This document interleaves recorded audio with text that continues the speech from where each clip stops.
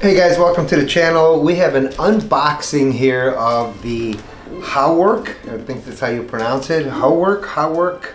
And it is a mixer. So we're going to go ahead and just pop this open. And Model S, is it the same thing?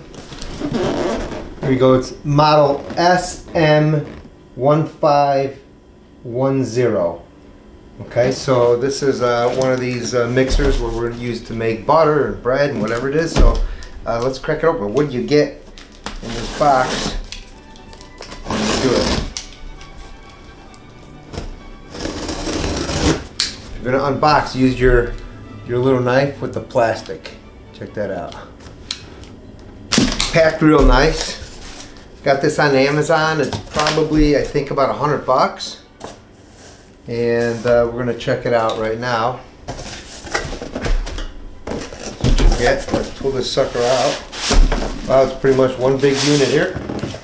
Alright, let's see what's in here. Alright, first you get a spatula. Looks like they give you a little red spatula that comes with that.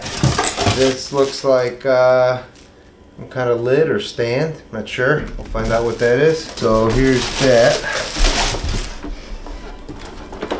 It's got some decent weight to it. It's not as heavy as I thought it was going to be.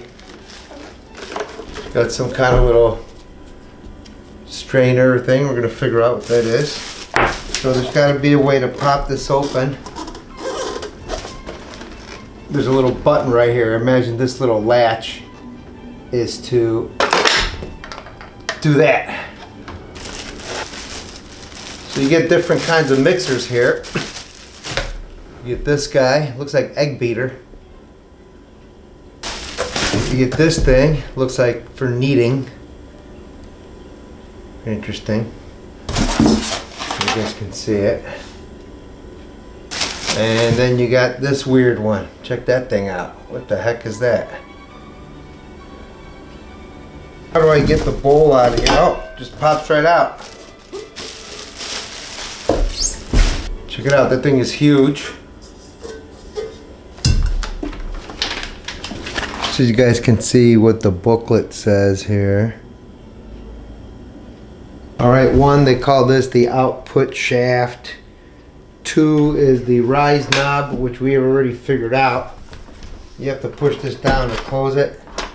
And push it down to release. There you go.